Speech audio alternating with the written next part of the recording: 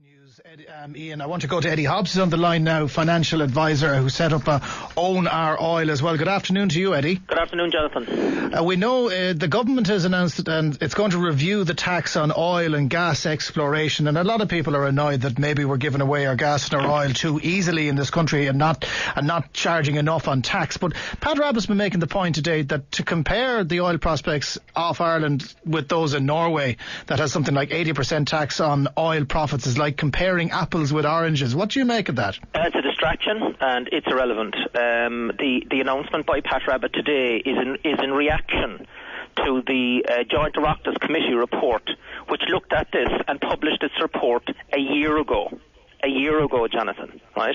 Now, in his statement, he says that the Joint Oireachtas Committee, which is made up of politicians across all of the various political parties, consulted widely. They didn't my eye. They talked to 9 agencies. Only one of those agencies was outside of the state, which was a civil servant from Norway. The rest were internal small groups, 2 state agencies, SIPTU, and the Offshore Oil and Gas Lobby Group, and that was it. And it was actually on foot of that very poor approach that we've established on our oil. And we will be producing a national strategy by way of a book on the shelves at the end of the year from independent experts across planning, taxation, geology, environment, etc., outlining a new way forward for what are our assets. The problem we've got with the existing regime and the myopic focus on tax is getting it completely wrong. We have the lowest tax regime in the world, and the argument is we have to have that to invite in the private oil companies. But when you actually look at the Norwegian story from its early stages through the 1960s and the 1970s, it's quite clear that Ireland is exactly as Norway was in the late 60s, early 70s, where its Department of Energy was captive to industry, where private oil companies were basically dominating the groupthink around this area, and where there was no vision. It changed in the early 1970s when a Labour government came in Norway, and they put together a proper strategic plan for how they were going to harvest their offshore oil and gas if and when it happened. And they made a number of rules. One of those was that it needed to qualitatively change Norwegian society.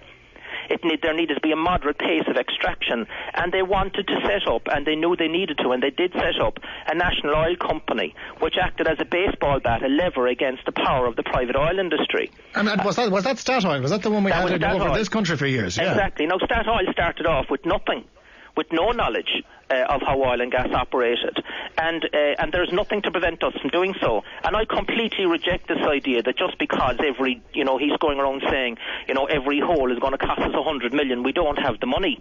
Well, there's nothing to stop us from setting up a national oil company and doing a joint venture with Statoil and replicating what the Norwegians did in the late 60s and early 70s. But Eddie, I'm not an expert on this, right? I don't know how to divine for oil. It's not in my not in my remit, and if it was, perhaps I'd be a lot wealthier than I am now. But what they're saying is it's far more difficult to extract the oil from where it is around Ireland than it would have been to extract it from around Norway. So that's why we need the outside help. Well, technically that's untrue.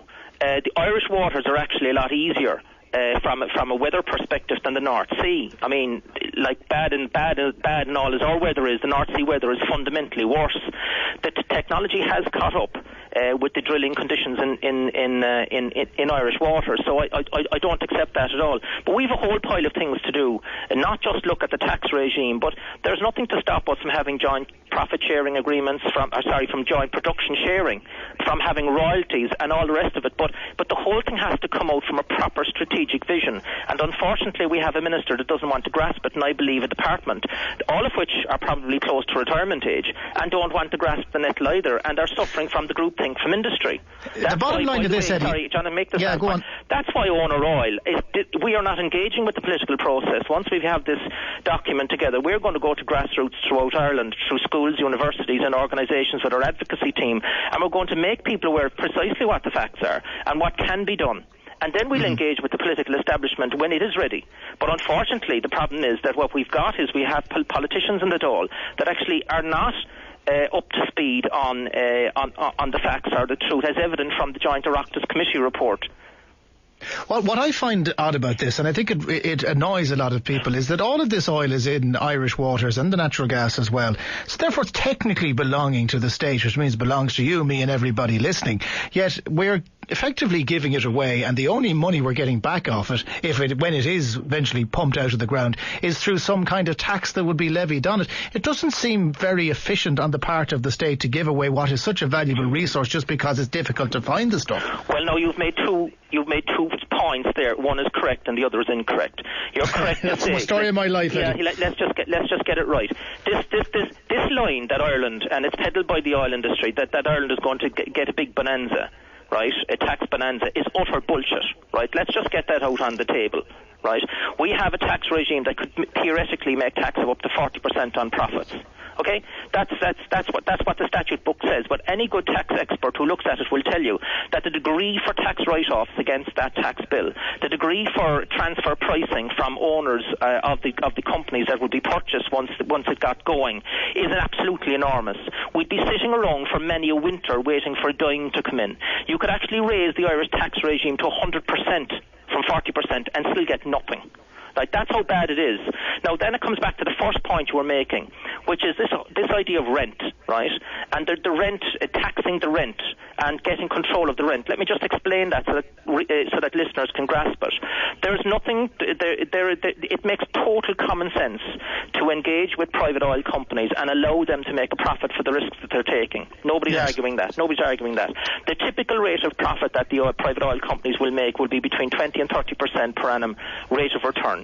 Okay, so they're making an internal rate of return of 20 to 30% per annum, which is fantastic money to compensate you for the huge risks you have up front.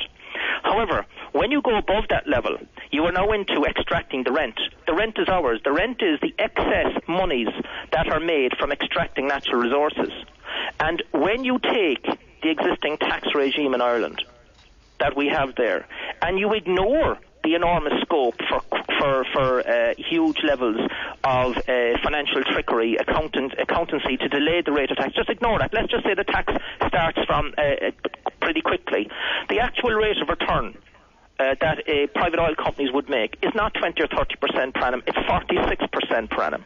Now, I know that because I've been engaging in research on this with Standard & Chartered's Bank of a model, and I asked them to plug in the data for Ireland into their model, and that's the result. And that's ignoring financial transfer pricing and so on. So this idea that somehow Ireland is going to make money if there's oil coming ashore is utter myth, and it's myth being spun by the oil industry. Unfortunately, the department, Minister Rabbitt's department, in my opinion, is captive to groupthink from that industry, and they're standing back in a completely defeatist way and saying there's nothing we can do about this, we don't have the money. You know, we're currently robbing up to €2 billion from private pension funds in Ireland to create mythical jobs.